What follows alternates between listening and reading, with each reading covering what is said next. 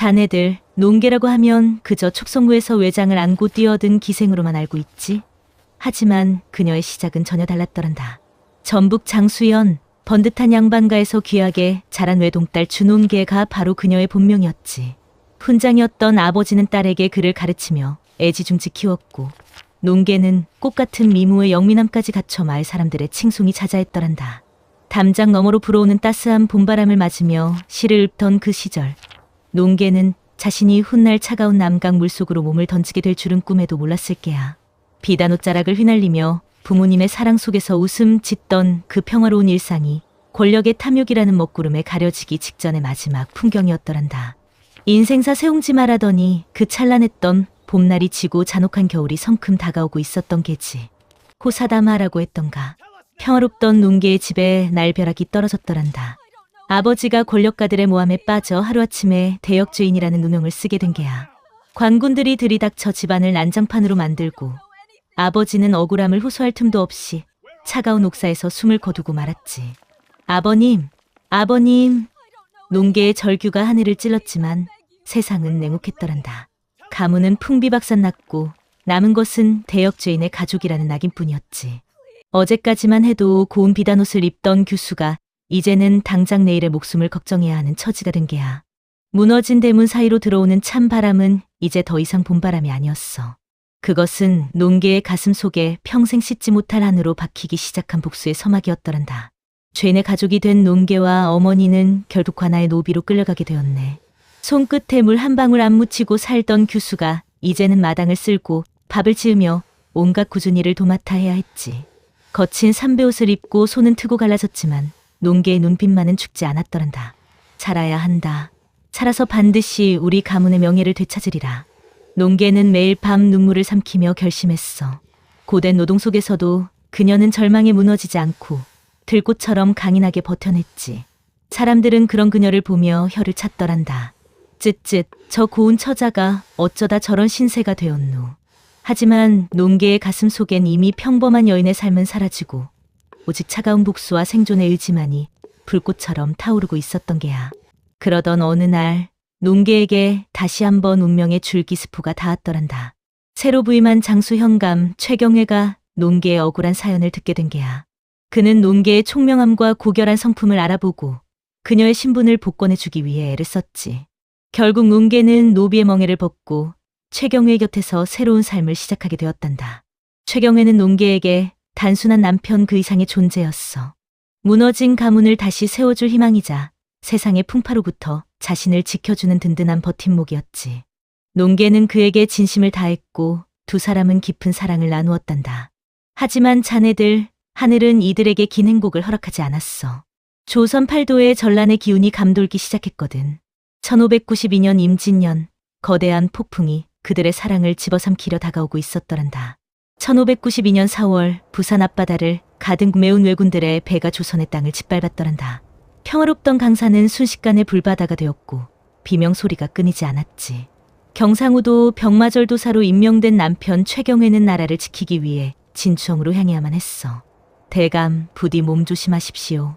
반드시 살아 돌아오셔야 합니다. 논계는 떠나는 남편의 옷자락을 붙잡으며 빌고 또 빌었더란다. 하지만 최경회의 눈빛은 이미 결연했지. 나라가 풍전등화인데 어찌 내 한 몸을 사리겠느냐. 진주성을 반드시 지켜내겠다. 멀어지는 남편의 뒷모습을 보며 논계는 가슴 한구석이 서늘해지는 것을 느꼈어. 그것이 살아있는 남편과의 마지막 만남이 될 것임을 직감했는지도 모르지. 이제 조선의 운명도 두 사람의 사랑도 붉은 핏빛 전장 속으로 소용돌이치기 시작했더란다. 자네들, 1593년 진주성 2차 전투가 얼마나 처참했는지 아는가? 9만 왜군이 구름처럼 몰려와 성을 에워쌌더란다. 성 안에는 군사와 백성 6만이 결사적으로 항전했지. 하늘은 화살로 가득 찼고 땅은 쏟아지는 뜨거운 기름과 바위덩이로 진동했더란다. 최경회 장군은 잠 한숨 못 자고 성벽을 지켰어. 이 성이 무너지면 호남이 무너진다. 끝까지 사수하라. 하지만 보게나 중과부적이라더니 보급은 끊기고 화살마저 바닥이 났더란다. 논계는 성 안에서 다친 병사들을 돌보며 피 묻은 옷을 빨고 주먹밥을 날랐지. 하지만 그녀의 눈앞에 펼쳐진 것은 승리가 아니라 서서히 다가오는 죽음의 그림자였더란다. 붉은 저녁 노을이 진주 남강을 피처럼 물들이고 있었어. 마침내 성벽이 무너지고 왜군들이 개미떼처럼 밀려 들어왔더란다. 최경의 장군은 패배가 눈앞에 닥치자 구차하게 목숨을 구걸하지 않았어. 그는 촉성루에 올라 북쪽을 향해 마지막 절을 올렸지. 전하, 신이 끝내 성을 지키지 못했습니다. 그는 김천일, 고종우와 함께 서로의 손을 잡고 차가운 남강 물속으로 몸을 던졌더란다. 충절을 지키기 위한 마지막 선택이었지. 멀리서 그 모습을 지켜보던 농계의 심장은 그대로 멈춰버린 듯했어. 비명조차 나오지 않았지. 사랑하는 지아비가 차가운 물속으로 사라지는 것을 보며 농계의 가슴 속엔 슬픔이 아니라 서슬퍼런 칼날 하나가 돋아나기 시작했더란다.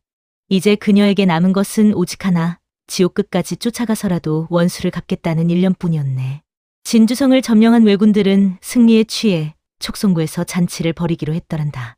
기생들을 불러다 춤을 추게 하고 술판을 벌였지. 이때 농계는 결심했어. 기생이 되어서라도 그놈들의 목을 치겠다. 그녀는 스스로 머리를 올리고 화려한 비단옷을 입었더란다. 대감, 조금만 기다리십시오. 내가 곧 뒤따라가 그놈의 목을 바치리다. 거울 속에 비친 자신의 모습은 눈부시게 아름다웠지만 그 손에는 보이지 않는 비수가 들려 있었지. 농계는 죽음을 두려워하지 않았어. 오히려 가장 아름다운 순간에 가장 잔인한 복수를 선사하리라 다짐하며 화려한 놀이개 뒤에 도끼를 숨겼더란다. 5065린의 어르신들, 이 여인의 기계가 참으로 소름 돋지 않는가? 잔칫날 밤, 농계는 관기들의 튼에 섞여 촉성으로 향했더란다. 왜군 장수들은 하나둘 취기에 몸을 가누지 못했지. 그 중에서도 유독 기세등등한 자가 있었으니 바로 가토 기요마사의 신복 게야무라 로쿠스케였어. 그는 눈부시게 아름다운 농계를 보자마자 정신을 잃고 말았더란다. 허허, 조선에 이런 미색이 있었다니. 로쿠스케는 농계를 제 곁으로 불러 술을 따르게 했지. 농계는 싱긋 웃으며 독이 든 듯한 달콤한 말로 그의 경계심을 무너뜨렸어.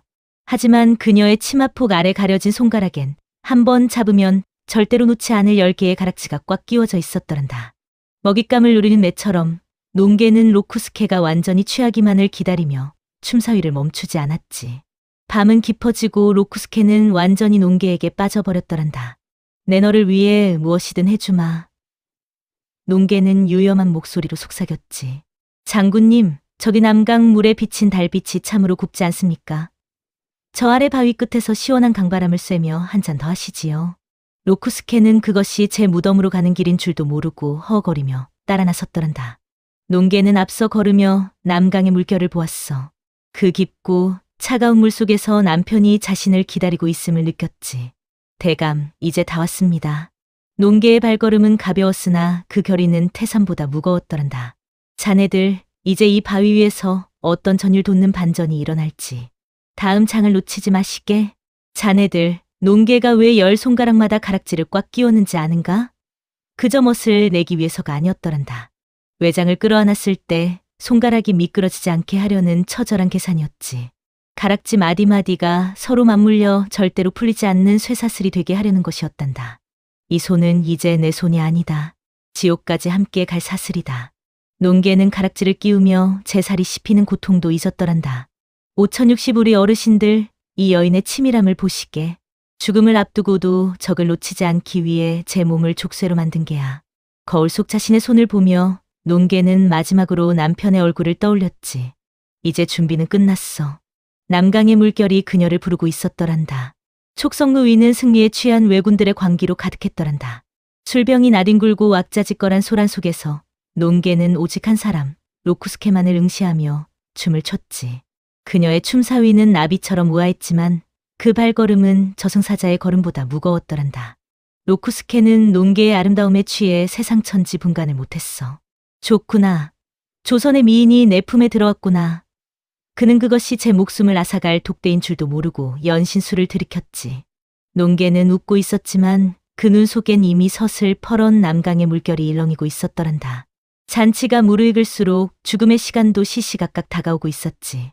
밤이 깊어지자 농계는 비틀거리는 로쿠스케를 부축하며 촉성루 아래 남강가의 가파른 바위로 이끌었더란다. 장군님, 여기서 보는 달빛이 가장 아름답습니다. 저와 함께 달 구경하시지요. 로쿠스케는 흐뭇하게 웃으며 바위 끝으로 다가섰지. 바위 아래로는 시커먼 남강물이 소용돌이치며 울부짖고 있었어.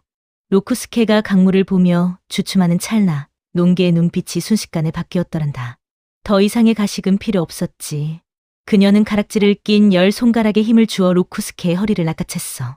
마치 굶주린 맹수가 먹잇감을 덮치듯 찰나의 순간에 모든 운명이 결정되었더란다. 로쿠스케는 당황해서 농계를 뿌리치려 했지만 소용없었더란다.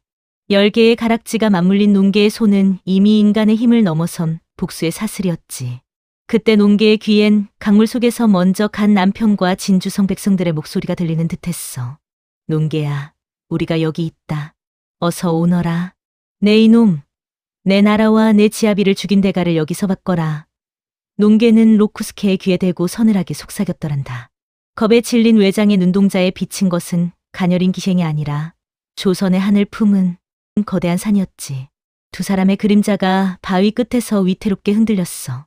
이제 남은 것은 단 한 걸음뿐이었더란다. 마침내 농계는 모든 힘을 다해 로쿠스케를 끌어안고 강물로 몸을 던졌더란다. 대감 제다 갑니다. 비단 치맛자락이 밤 공기를 가르며 나비처럼 펼쳐졌지. 차가운 강물이 그들을 집어삼키는 순간 남강의 물결은 붉은 핏빛으로 일렁이는 듯했어. 풍덩 소리와 함께 조선의 규수 준홍계는 그렇게 역사의 전설이 되었더란다. 외장은 비명 한마디 지르지 못하고 차가운 강바닥으로 가라앉았지. 꽃다운 나이, 찬란한 미모, 그 모든 것을 던져 나라의 원수를 갚은 이 여인의 마지막 포옹은 지금까지도 남강의 물결 위에 흐르고 있단다. 자네들 가슴이 먹먹하지 않은가? 그 순간 남강의 물결이 어찌했는지 아는가? 풍덩 소리와 함께 농계와 외장을 집어삼킨 강물은 마치 거대한 괴물이 입을 다물 듯 순식간에 고요해졌더란다. 차가운 물속으로 가라앉는 순간에도 농계는 가락지를 낀 10손가락을 풀지 않았지. 대감 제다 갑니다. 농계의 마지막 외침은 밤 공기에 흩어지고 그녀의 화려한 비단 소매는 물결 위에서 잠시 부른 꽃잎처럼 맴돌다 사라졌더란다. 꽃다운 나이, 미모와 총명함을 모두 갖춘 양반과 규수가 나라의 원수를 갚기 위해 제한 몸을 던진 게야. 그 장렬한 포옹은 조선 여인의 매서운 기계가 무엇인지 온 세상에 알리는 핏빛 비명이었더란다. 촉성무 위는 순식간에 아수라장이 되었더란다. 장군님이 사라졌다. 조선 기생이 장군님을 끌어안고 강으로 뛰어들었다. 왜군들은 비명을 지르며 횃불을 들고 남강 강가를 샅샅이 뒤졌지. 승전 잔치는 공포의 아수라장으로 변했더란다. 어찌 기생 따위가 그런 기계를. 왜군들은 겁에 질려 수군거렸어. 그들에게 조선 여인은 그저 즐길 거리에 불과했지만 농계의 투시는 그들의 오만함을 단칼에 베어버린 게야. 대장을 잃은 왜군은 전의를 상실했고 진주성 백성들은 비록 성은 잃었으나 농계의 복수로 마음의 한을 조금이나마 씻을 수 있었더란다. 이것이 바로 한 여인이 이룩한 위대한 승리였네. 세월이 흘러 전란이 끝나고 사람들은 농계가 뛰어내린 그 바위를 찾았더란다. 그곳엔 여전히 남강 물이 울부짖으며 흐르고 있었지. 농계의 장렬한 최후를 기리기 위해 직관들은 그 바위에 의로운 바위, 곧 의암이라는 이름을 새겼더란다. 이 바위는 농계의 절개처럼 결코 무너지지 않으리라. 사람들은 의암 앞에서 눈물을 흘리며 그녀의 넋을 위로했지. 우리 어르신들, 남강에 가시거든 그 바위를 한번 보시게.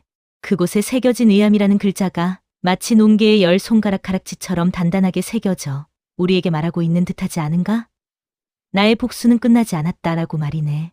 하지만 자네들, 농계의 이야기는 여기서 끝이 아니었더란다. 훗날 유학자들이 그녀의 정체를 밝혀내며 기가 막힌 반전이 일어났지.